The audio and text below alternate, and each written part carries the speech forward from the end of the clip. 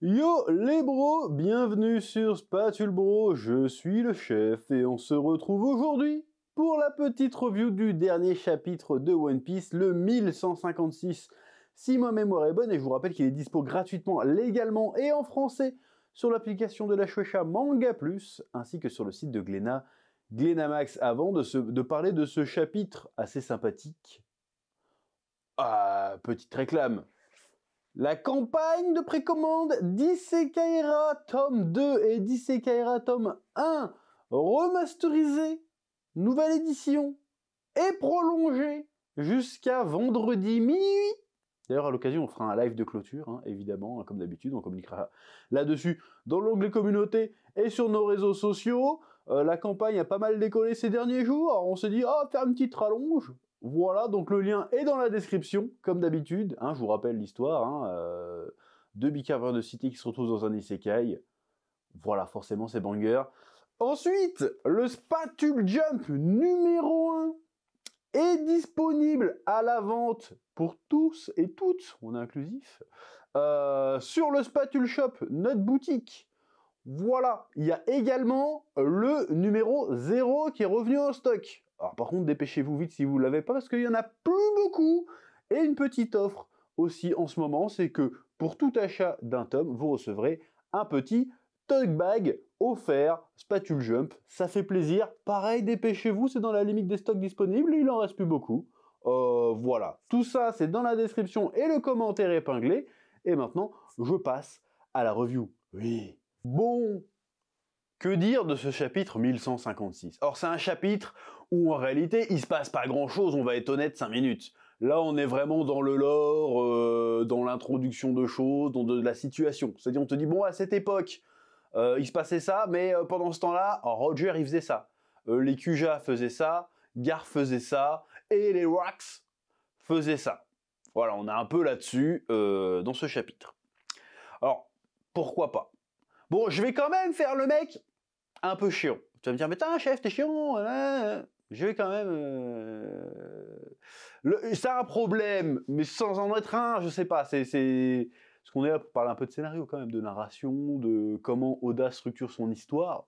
Hein, voilà. Ok.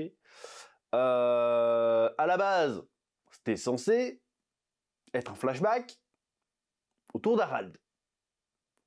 Depuis quelques chapitres, Harald, il est devenu personnage tertiaire de son propre flashback. Qu'est-ce qui s'est passé? Alors c'est peut-être moi qui ai mal compris le délire. Peut-être qu'à la base, c'était pas un flashback spécialement d'Harald, c'est un flashback de ce qui s'est passé à l'époque. Mais moi, il me semble que ça avait été introduit, genre... bon, déjà, on avait vu le meurtre d'Harald, dans un passé plus proche de l'histoire actuelle. Puis après, mais avant de raconter la mort d'Harald, on va revenir sur comment il était le roi Harald avant. C'est pas les mots exacts, mais t'as compris.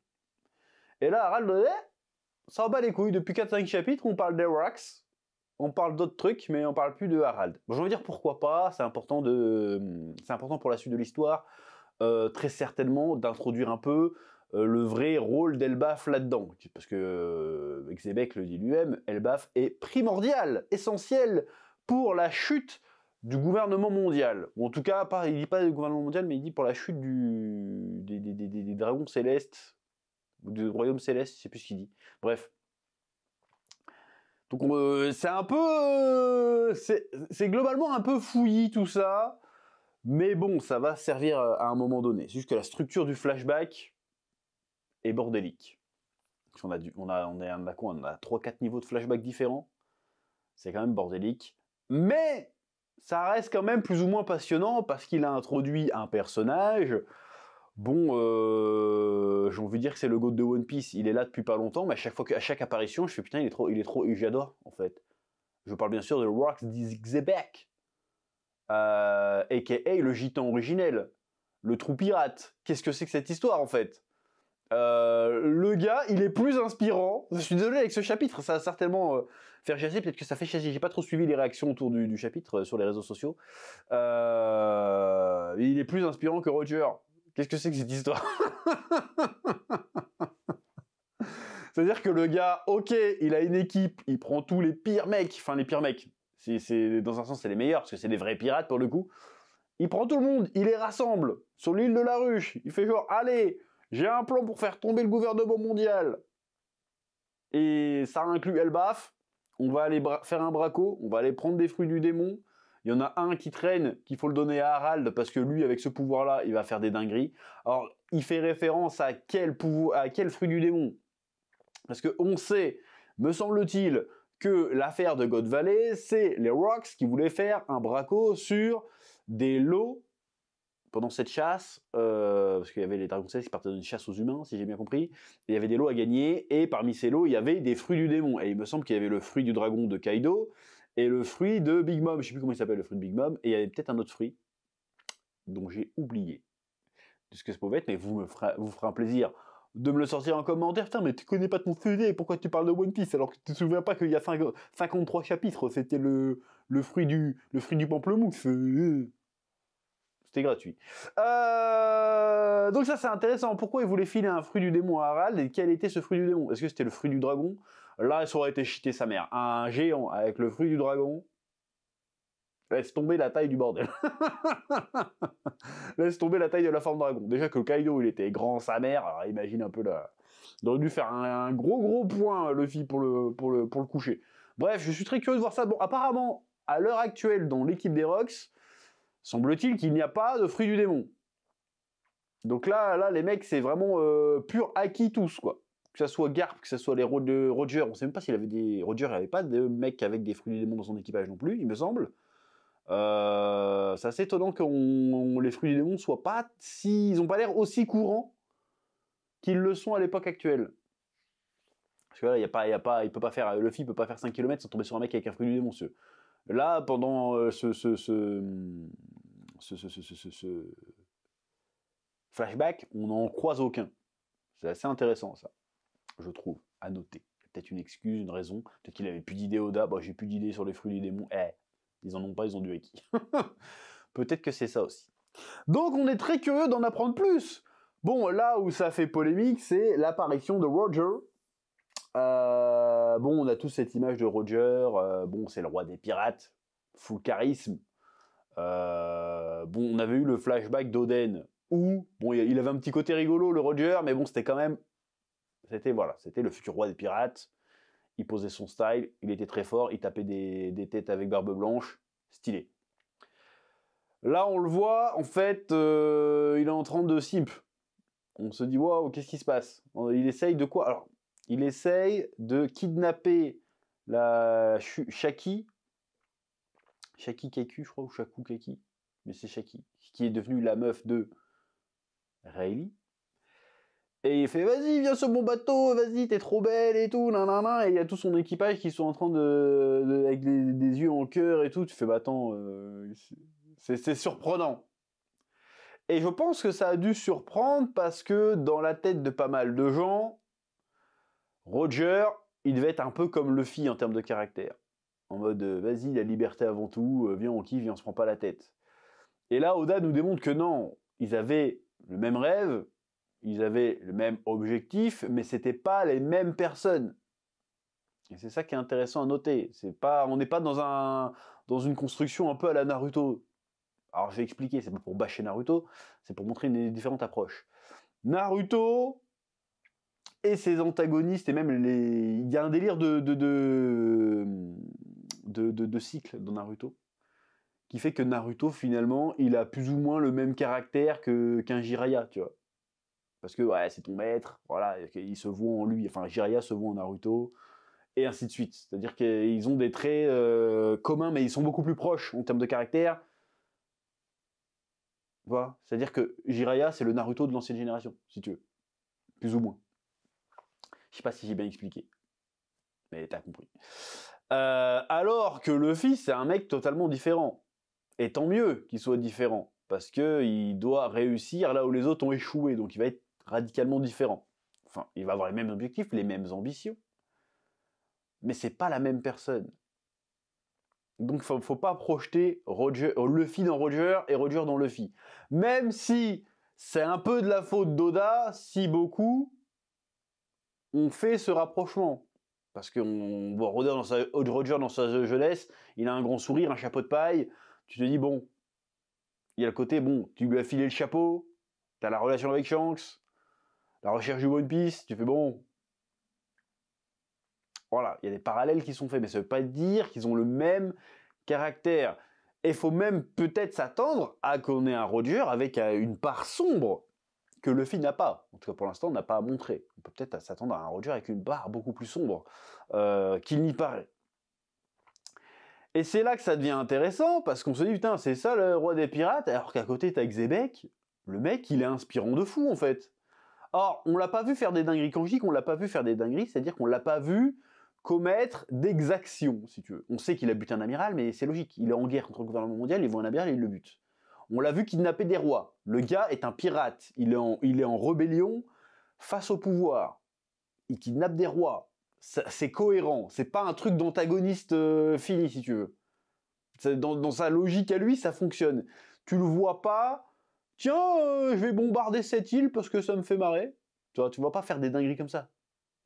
C'est pas Freezer qui fait exploser des planètes parce que j'aime pas leur bouffe, ou Beerus qui fait... Voilà, il n'y a pas ce côté méchant sadique qui rigole comme un taré. Alors peut-être que ce trait de caractère chez Xebec doit exister. On sait pas. Pour l'instant, on l'a pas montré.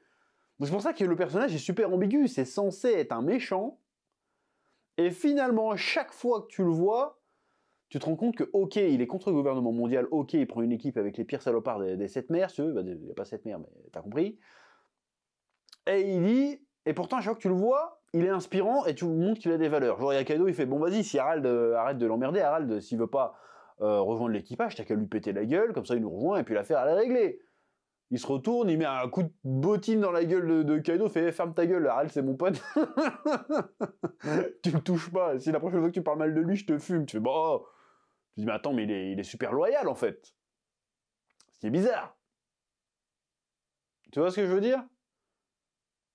Et dans le même chapitre, il y a Gaban qui se fait défoncer par Shaki, et Roger, il fait, ah, c'est pas grave, je t'en veux pas, vas-y, t'es trop belle. Tu vois, c'est bizarre. Donc, je me demande, qu'est-ce qui fait que Xebec et Roger vont se foutre sur la gueule? Parce qu'apparemment, si Roger vient, c'est pour vraiment s'en prendre à Xebec parce qu'ils ont un bail personnel à régler. Je veux savoir c'est quoi ce truc-là. Voilà. Et peut-être que c'est à partir du combat à faire contre Xebec, c'est peut-être Xebec qui va inspirer Roger à aller dans la quête du One Piece. Parce que Xebec sait des choses. C'est un personnage qui sait des choses, c'est sûr et certain. Il en sait plus, probablement même que n'importe qui. Il a un plan, il a un objectif, et il a un plan précis pour arriver à cet objectif. Ça veut dire qu'il sait ce qu'il doit faire, il sait comment l'obtenir, et il met tout ça en place. Ça nous laisse penser aussi, très certainement, en tout cas ça fait quelque chose qui abonde dans le sens de cette théorie-là, Barbe Noire aussi sait des choses. Ah, il sait peut-être pas tout, mais il sait des choses que le camp de Luffy ignore. En tout cas, que même le gouvernement mondial ne sait pas qu'il sait, c'est ce que je veux dire. Donc ça, c'est intéressant. Moi, j'aime bien les antagonistes qui en savent plus que le héros. Surtout quand le drive de l'histoire, c'est quand même un mystère. Qu'est-ce que le One Piece? Quelle est la véritable histoire du gouvernement mondial? D'où tient-il leur pouvoir? Tout ça.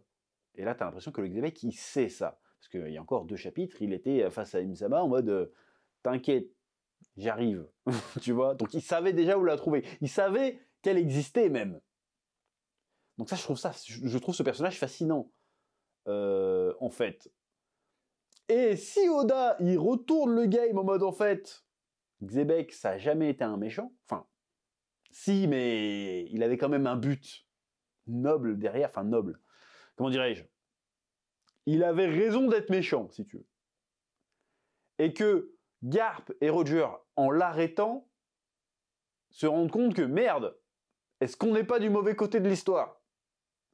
C'est super intéressant, parce que Garp aussi, t'as l'impression qu'il sait des choses. Alors je pense pas qu'il est au courant, c'est que l'oublier machin, un truc comme ça, mais t'as l'impression qu'il sait des choses et qu'il a choisi, en dépit de ces choses, dire vas-y, ce qu'il y a de l'autre côté fait trop peur, c'est trop le chaos, je vais rester du côté de la marine, au moins je pourrai limiter les dégâts et au moins il y aura un semblant d'ordre. Parce que là, ce que vous me proposez les gars, ok, mais c'est trop chaotique, ça va être trop le bordel. On n'est pas prêt pour ce genre de bordel. Et de l'autre côté, t'aurais Rogers qui a l'air jusqu'à présent d'être un pirate un petit peu en mode je kiffe la life, la liberté, qui suite à la rencontre avec Xebec va se dire oh putain en fait il y a un autre truc derrière. Ça serait super intéressant que ce soit ça.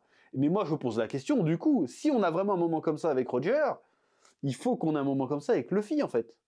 Parce que là Luffy, il se bat contre le gouvernement mondial parce que le gouvernement mondial se met sur sa route. Mais il n'est pas habité par la mission de faire tomber le gouvernement mondial, il s'en fout, juste trouver le One Piece que ça l'éclate. Que maintenant Luffy veuille trouver le One Piece parce que c'est la bonne chose à faire, ça serait beaucoup plus intéressant à suivre. Voilà. Donc, est-ce que Xebec a motivé Roger à accomplir la quête du One Piece? Ou est-ce que ça n'a rien à voir? Je trouve ça super intéressant que les deux soient profondément liés. Voilà. C'est à peu près tout ce que j'ai à dire sur ce chapitre 1156. Encore une fois, c'est un chapitre où il ne se passe pas énormément de choses, mais qui laisse promettre des choses intéressantes. Voilà. Donc j'imagine que tout ce flashback nous conduit vers les événements de God Valley, que là, il n'y a plus d'excuses, là, on y va très clairement, sinon je vois pas l'intérêt de prendre tout ce temps-là. Ou alors il va nous la faire à la pute, il va faire ouais, ça c'est l'histoire qu'on racontera une autre fois. Alors que tout l'intérêt justement de raconter l'histoire d'Aral, c'est qu'à un moment donné, il a refusé de s'allier avec Xebec, et peut-être qu'il aurait dû s'allier avec Xebec. Donc on va voir pourquoi c'était une erreur, et voilà. Donc on verra bien. Sur ce, je vous laisse le soin de me dire ce que vous en avez pensé de ce chapitre dans les commentaires, de mettre un pouce bleu, et je vous dis à très bientôt sur Spatule Bro pour de nouvelles vidéos. Bon, ce mois-ci, ça sera un petit peu en régime bas régime moyen, parce que c'est les vacances et que je bosse justement sur Isekai Volume 2, dont la campagne de précommande est toujours en cours, lien en description. Mais voilà. Que la passion vous guide, et à bientôt. Oui.